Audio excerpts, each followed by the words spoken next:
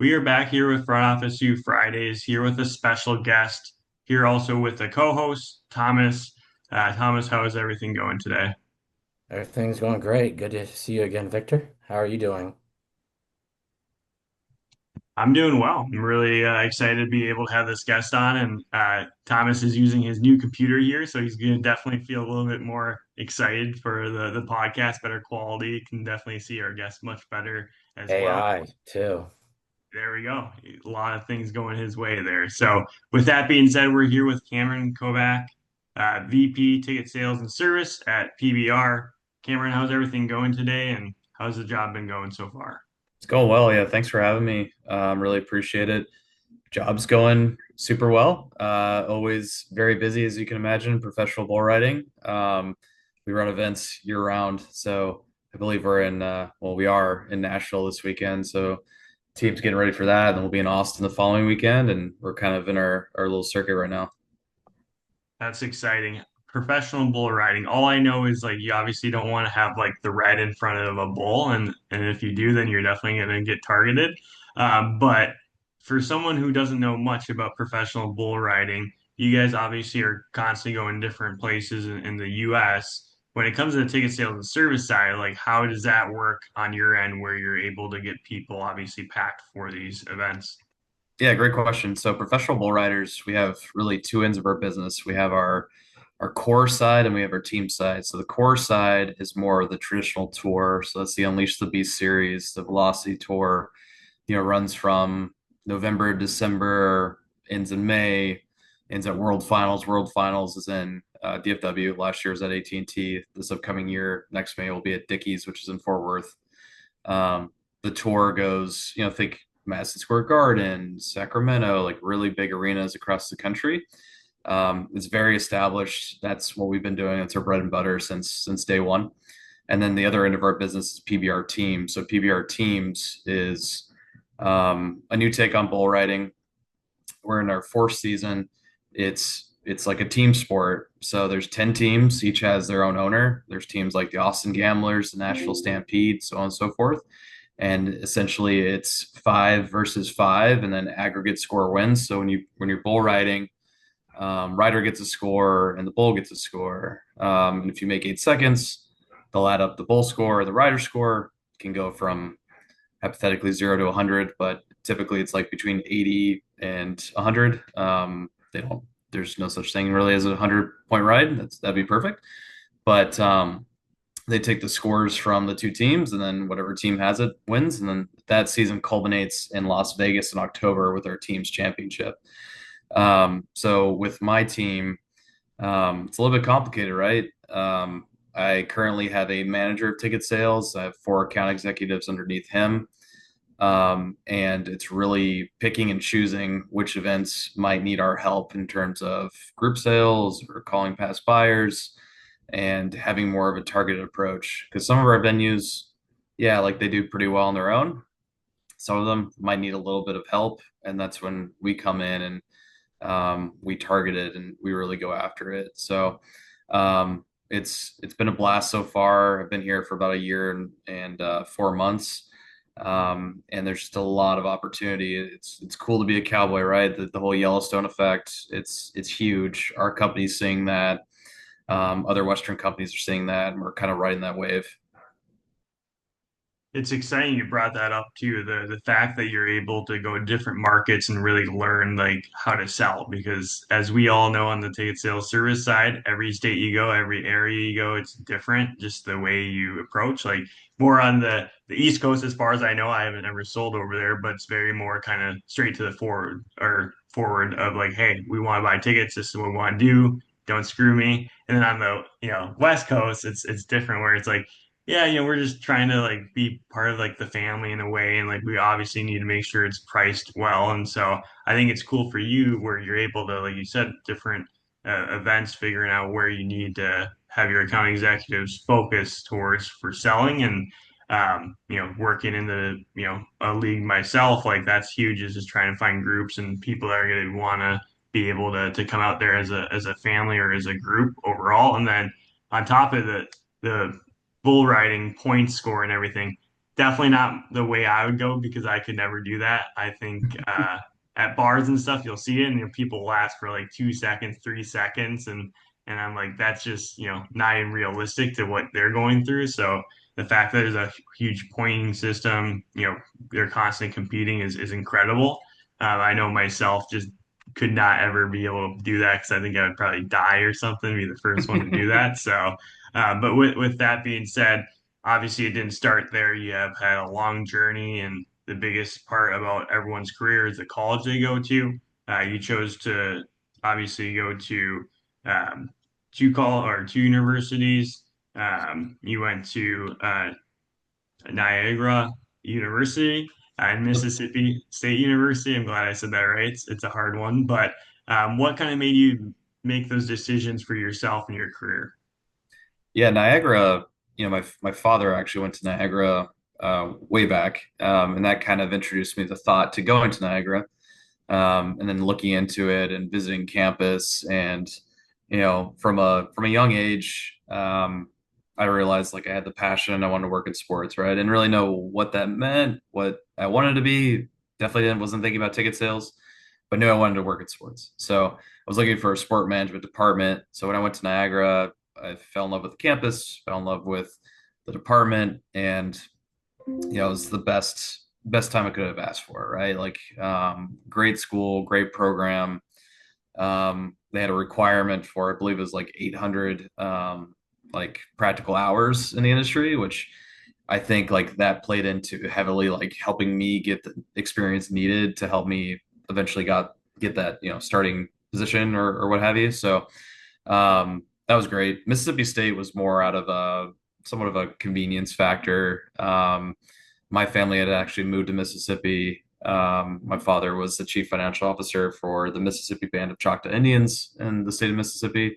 So I was down there, and frankly, the job market in 2011. I know it's way before your guys' time, probably, but the job market was really bad, right? So like I had to face the realization of, okay, do I just kind of flounder, or do I go get a master's and kind of just make myself a little bit more marketable and take that approach? So decided to go the route with the master's. It culminated with an internship with the Super Bowl host committee in New Orleans in 2013, which was another just outstanding experience, great learning experience.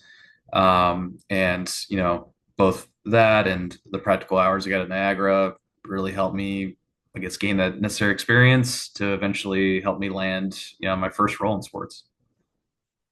Landing your first role is tough. I think we can talk to everyone, even people that you've connected with and they're your mentors. Like it's never easy. People always think that, oh, I can just do it right out of college. And for you, you always took the steps to better yourself. And I think that's so important for, people, so myself as well as students in college is a lot of people tend to just do the bare minimum. And in this industry, you can't do that or you're going to get bare minimum of opportunities. And so the fact that you were able to, look at it like, hey, the job market right now is not the best. Like, best case for me is to continue to grow my career and get a master's. Props to you. I know I couldn't do any more school after four, and it took me 5 years to complete school. So, like, definitely it would have been like a 10-year kind of commitment there, which I don't think I would be able to do. But you also brought in the fact that, obviously family is very important to you.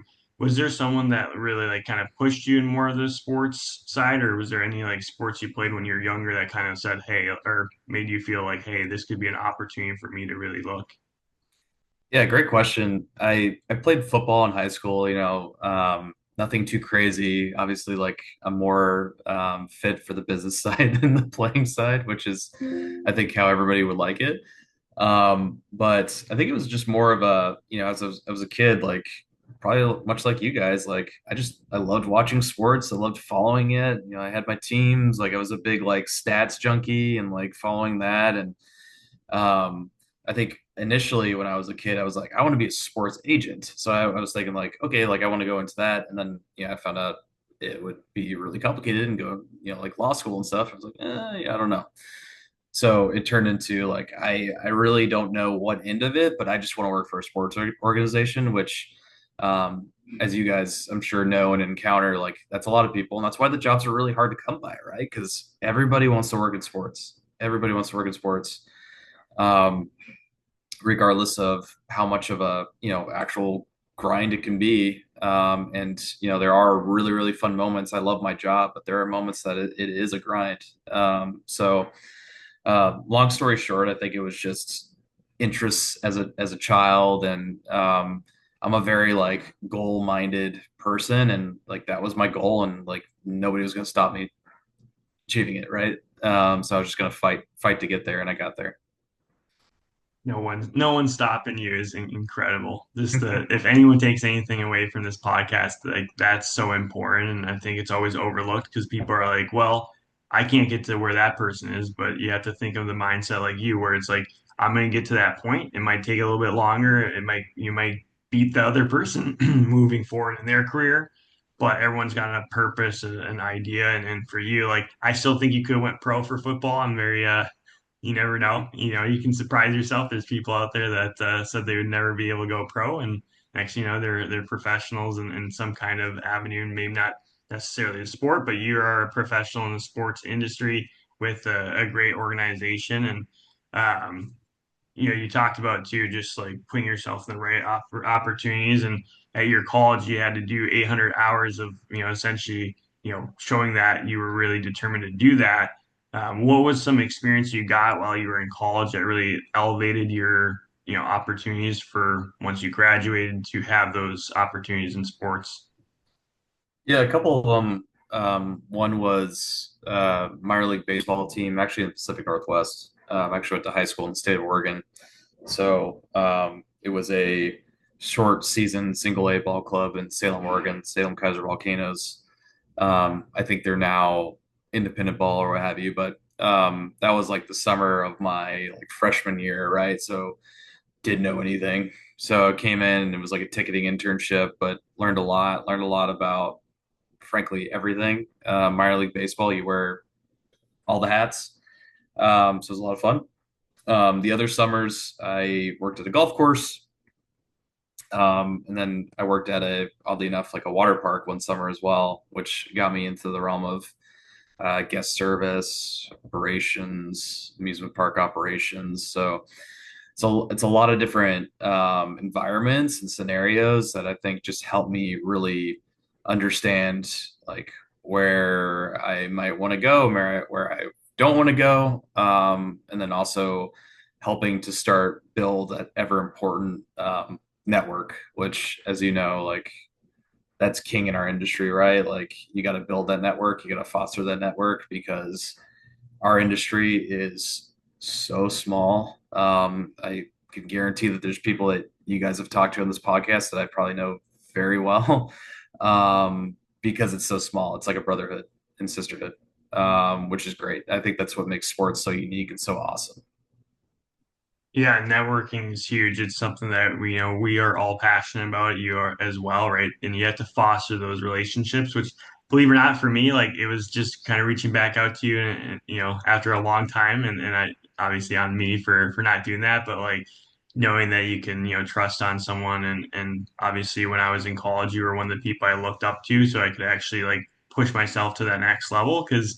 When you do network, there is a lot of people that won't respond to you, and that's totally fine because ironically, you'll probably meet them in your career of some sort, and you can be like, "Hey, look at that one time when I messaged you," and now we're talking here in person. And so I do know where Salem is in Oregon because my fiance's sister went to college close by there. I am curious though, because obviously baseball, you wear a ton of hats. Did you pull tarp at all? You always pull tarp. I Okay. pulled tarp as an intern. And I pulled tarp as a team president when I worked for the Flamingos. It's that's that's an everybody activity. Okay. Unfortunately, it's not fun. Any crazy stories? Like, did you get anyone get swiped under the tarp, or was everyone good? Not on the teams that I've been on, fortunately. Those things they're heavy, and like you got to get a lot of momentum going. It's not fun, and especially when you only have like a limited amount of people, it turns into so when they're yelling tarp pole, you're like, oh brother, like let me go hide. Yeah, all hands on deck. I have never done baseball, and primarily because I was scared to be that one person. I'd be in the paper of like, yeah, too bad this guy passed away. You know, rest in peace. First heart and last heart pull for Victor here. But I'll pass it along here to Thomas to go more into your sports experience. Thank you, Victor. I was just wondering, with your vast sports experience, was there, you obviously talked earlier in the interview uh, about the Super Bowl experience. I was wondering if you could maybe talk about that a little bit more. I was curious for our listeners, just how that experience was, and how that has helped you with PBR now. Any eh, and advice, because I know a lot of people try to work the Super Bowl, work in the NFL. It's not an everyday job or every person kind of job. So, any advice with the working the Super Bowl? Yeah, first off, amazing experience, right? So I was very lucky because prior to the internship, when I was an undergrad at Niagara, Niagara actually takes a group of students. They still do it to this day. They take a group of students every year to essentially volunteer at events leading up to the game and then at the game. So I did that in 2010 in Miami, which was awesome. So much work, right? Like, and a lot of sacrifice, right? Like this stuff isn't cheap. The school didn't really subsidize it, so we had to pay out of pocket. Of course, like we, stayed at hotels with, roommates and stuff, but like you have to pay like out of pocket to like do stuff like this, which sometimes in this industry you got to do it and it pays off. So we worked events leading up to the game, then we actually worked like a hospitality event in the stadium run by On Location, which is hilarious now because On Location is actually in the TKO portfolio, so they're actually a sister company now. So fast forward when I was looking for an internship for my master's degree, talking to my old professor mentor, Dr. Davis, who was at Niagara at the time, and he put me in connection with the Greater New Orleans Sports Foundation, the host committee essentially. So each one of these cities, when they bid and when they win the bid for Super Bowl, it's usually like their sports commission, which then turns into a Super Bowl host committee. So Super Bowl host committee comes in and um, they are tasked with, at least for our year, I'm sure the number's way larger now. They were tasked with recruiting, training, and managing 8,000 volunteers for the week, 2 weeks of events. So I came in on that department, I guess what you could call it. I think there were like between 8 and 10 of us interns in the volunteer services department. So that's how massive this thing is. When I came in, I actually designed and implemented a program where I reached out to sport management programs across the country and basically like mimicked what we did at Niagara with all of them. So coordinating it, like they still had to pay out of pocket, but I'd put them at like the best shifts and make it a learning experience for them because I realized how valuable it was for me. So we ended up getting like several universities signed up, and it was awesome. And I think a lot of them still do it to this day. And I even like created like a panel discussion during the week where we brought in some local professionals in New Orleans that spoke to the kids to make it a little bit more holistic for them. So it was awesome, but all good things come to a close, unfortunately, and the game happened, and then you know, there's no full-time position, right? So like you move on to the next thing, but it really taught me that you know take initiative, right? Like taking initiative is so important, and with these internships, like, and I know like from my seat as well, like we're looking for interns or young professionals to come in and take ownership, show initiative, and really own things. Like I wasn't told to create that program. I just like came up with the idea, pitched it to my boss, and he was like, "Oh yeah, it's awesome. Run with it." I ran with it. It was successful, and I think it's something that they still do, or some of these universities still do it, and it really like pays off because like these students are now getting like an awesome experience. Like yes, it's really cool to work the Super Bowl. They also learn a lot You're also like networking with a lot of fellow students who are the future leaders of the industry, because like we're all going to work together, right, eventually, and we're all going to be in positions like myself and higher.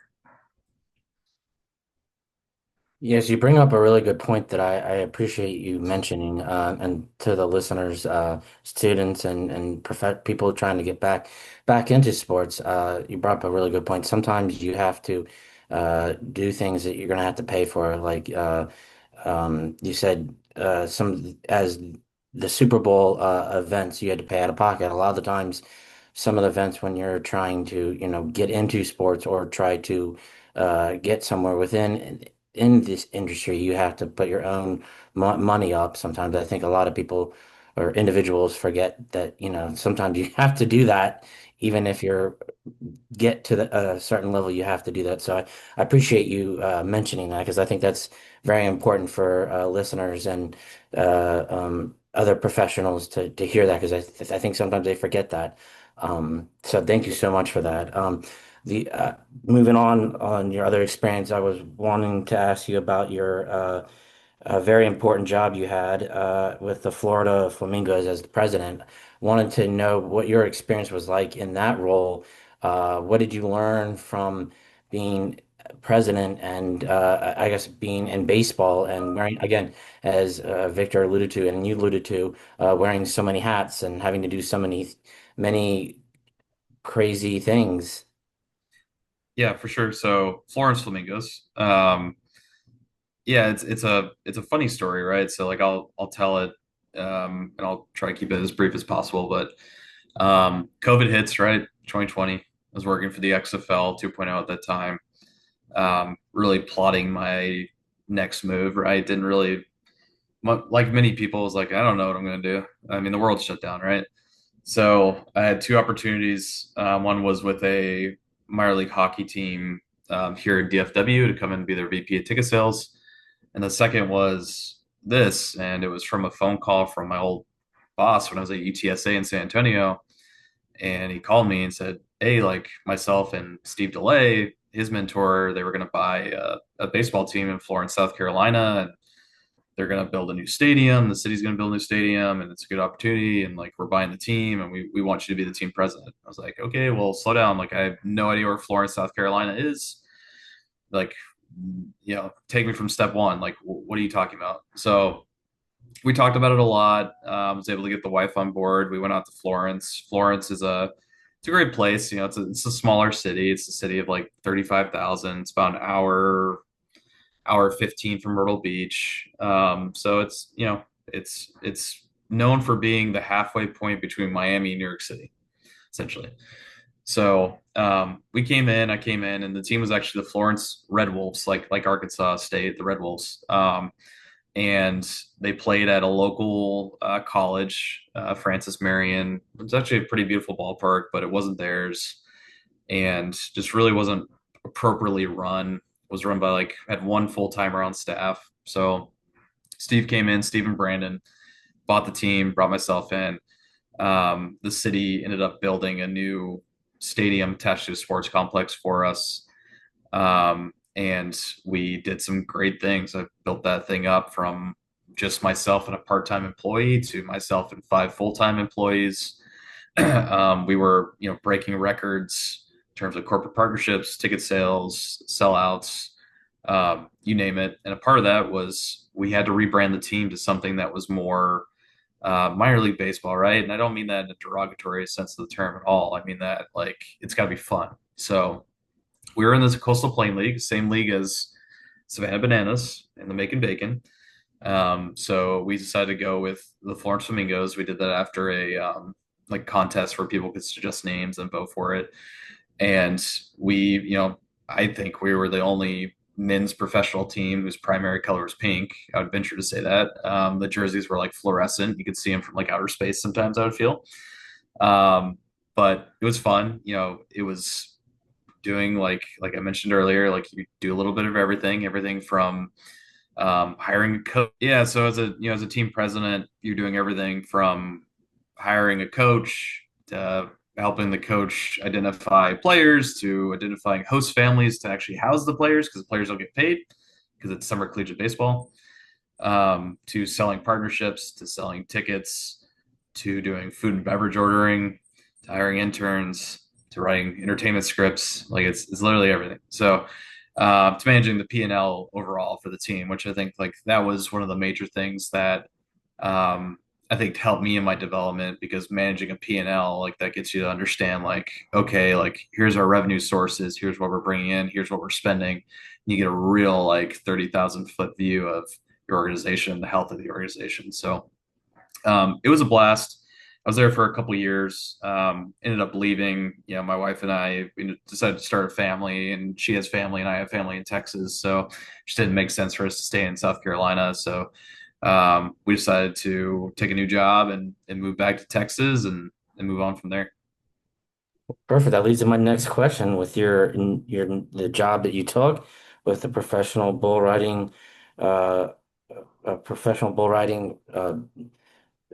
job as VP ticket sales and services.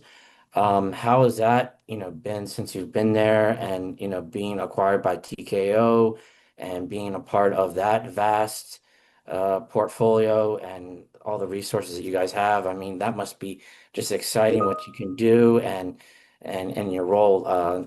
We'd love to hear about it. Yeah, it's awesome, right? So I was at the Arlington Renegades previously with the XFL, then United Football League. And when I was there, a former colleague of mine who I worked with all the way back to 2020, she was at PBR at the time, and she mentioned that they were going to be looking for a VP of ticket sales, and if I would be interested. And I was thinking about it, and saw like how the company was doing, and ended up having the conversation with Mark Fine at the time, who was the CMO at the time, who's now at the Baltimore Orioles, and hit it off and decided to jump in. And they really didn't have a VP of ticket sales previously. They had somebody in the position who was more operations technology wise, like more back end, less like salesy or sales strategy, I should say. So I was able to come in and really morph this thing to my liking. The company actually ended up moving its operation from Pueblo, Colorado to Fort Worth, Texas.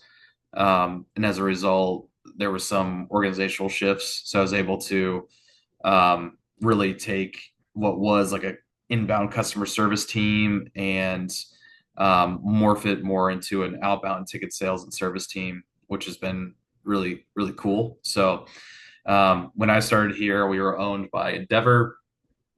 And then, of course, TKO took over, I believe in February, March of this year, which Endeavor still has as a part of TKO. So it's, new ownership, but still with some similar ties. Us as a company, I think we're still learning what that means, but it does have a lot of promise and opportunity in my eyes because I mean they are the best at what they do in terms of WWE and UFC, and we are the best at what we do in terms of Western sports and professional bull riders and bull riding. So seems like a match made, moving forward. And I think my team in particular, my purview, I have the ticket sales team. I also have a ticket operations team, and then I have essentially someone who runs our elite seats, which is like a VIP seat program. And then I have loyalty marketing, which we have a rewards app, which is very successful. So using all those pillars that are my purview and just having them all continue to be best in class and continue to knock it out of the park. Thank you so much. That was an incredible, wow, just incredible. I'm gonna hand it back over to Victor for the next portion. Yeah, great information. And I like how you put it. It's just, putting yourself in the best position as well and, helping people under you. I think that's something that I've always admired by you is you're always willing to give back. And we need more people like yourself. As much as there's a ton out there, there's still a lot more that can have. And I think it starts from people like you who are mentoring people like myself, Thomas, and other people, so we can give back like you have throughout your career and continue to as well. With that being said, we are go into our Flash Friday questions. This is where we get to ask some more questions outside of the sports industry. Some of them are kind of sports related. As you can see, Thomas here, pretty excited. This is actually his favorite part of the podcast itself when it comes to him being able to ask his own questions. So I'll pass it to him first to ask his, and then I'll ask mine. Well, I've been thinking about this one for quite a while with your questions, and so the first one, I just can't hold it back. So with TKO owning your company, um, I've just got to ask this question. What would be your name or move that you would call since you're in the bullfighting league, WWE move or UFC move? Do you have like a finisher name or like you could call maybe possibly? Yeah, that's a great question. And coming from somebody who like I definitely followed wrestling back in the day, definitely like still follow it today. I feel like that's something that's so like taboo to say anyways, that if you're a wrestling fan or not. I think it's pretty funny. But I mean in the the jest or the fun of professional bull riders, maybe like the buck off, I don't know what that would look like, but it sounds fun, right? It sounds like it would deal some damage, I guess. Sure would. I don't know if it'd be a TKO or a 1, 2, 3. I don't know. My next question to follow up would be what is one piece of advice from maybe one of your mentors that you got that you still carry to this day? Yeah, absolutely. I think it's leading from the front line. I'm very much somebody who likes to roll up the sleeves and be on there with my people. I don't like leading from the, not to sound cliche, but the ivory tower, right? And I think like I've worked with a lot of startups where you have to, but that's become my style, right? Like I'm going to be there on the front lines with you, like, and that's where as a leader you learn. You really get a actual like full picture of what's going on. And it also I think helps in turn like develop your people because like my job as a senior leader is to give back and make sure that the people that are working for me are getting better and are going to end up in a better position when I'm done with them, whether that's here with PBR, which obviously like that's preferred most of the time, or like I have this talk with my people all the time. If it's somewhere else, it's somewhere else. But like I need to make sure that you're better than when I started with you. Again, the last question before I hand it over to Victor, a fun one. Now that you're in Texas, I've got to ask, do you have like a favorite like barbecue or you do something else? I mean, I got to ask the barbecue question. Yeah, barbecue, of course. I don't think I have a favorite place. I think I'm more into like Mexican food, especially. Yeah, I've lived in San Antonio, I lived in Austin, and now in DFW. It's better in San Antonio and Austin. I'm gonna tell the truth, but it's good all over in Texas.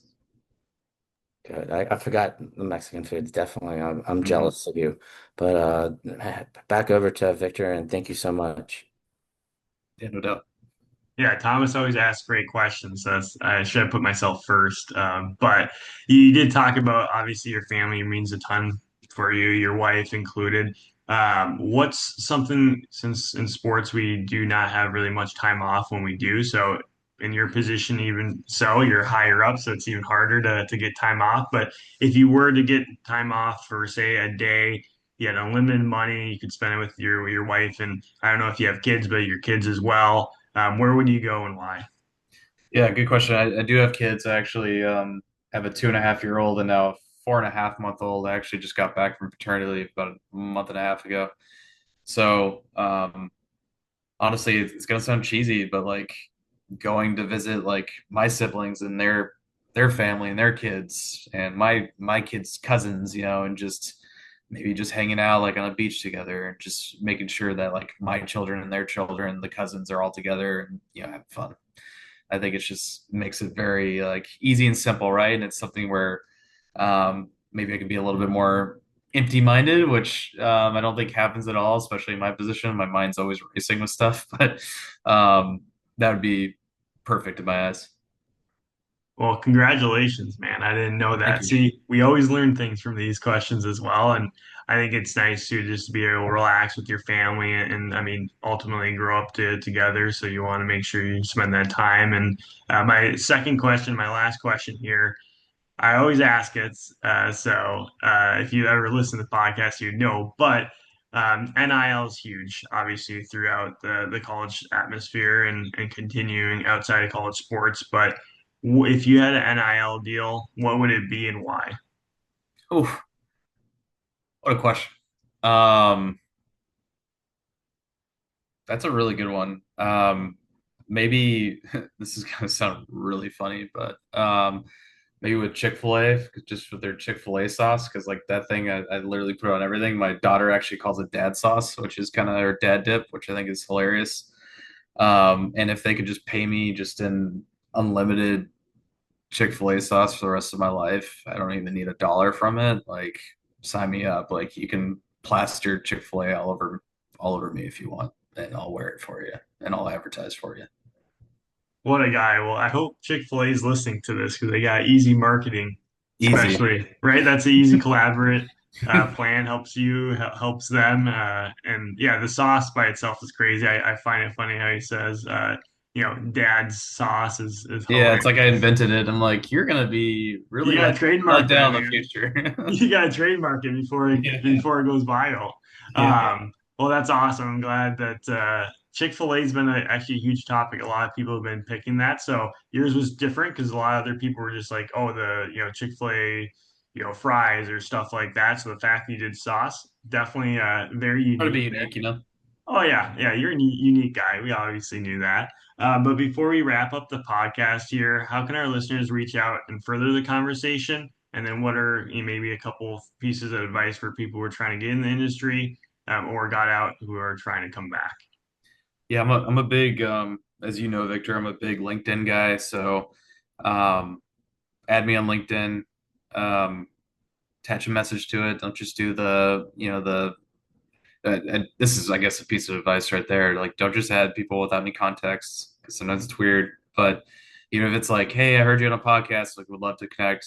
That's cool too. And recommendation wise, like, if you're trying to get in sports, network. You don't need a network. You don't need to talk to somebody if it's only in interviews. Like, it could just be informational interviews, or it could just be a catch up. I can't tell you the amount of people colleagues I have in this industry that I'll just call up randomly, or they'll call me up randomly, and we'll have just a 30-minute call about whatever. It's really just catching up, and it's, keeping us connected, I guess. Because you never know. You never know who's going to have an opportunity. You never know who's going to call you and say, hey, like, this came across my desk and I thought of you. And they're going to think of you because you're front of mind and you're relevant. So continue to keep yourself relevant. That is incredible. Relevant is insane and I mean overall just the whole podcast has been incredible and like you said to send messages. I will say I am that kind of creep now that I have so many connections. I do just connect with people and then sometimes people message me like, why you connect with me? I'm like, I Who just are you? Yeah. yeah, who are you? And so I'm kind of embarrassed on that, but I do respond to them. But like you said, you also just catching up with people who you've networked with. Don't just leave them for, 4 or 5 years and a job opens up and reach out to them. Like you gotta foster those. And that's something I want to foster with you as well, keeping that conversation, that door open and everything. So with that being said, I want to thank Thomas as well as Cameron being on this podcast. I highly recommend our listeners reaching out to Cameron. He's been a great mentor in my life, even though we haven't connected too long, but a great person in general. And it's really going to help you if you build those relationships now. So we'll be back with Front Office to You Friday next week.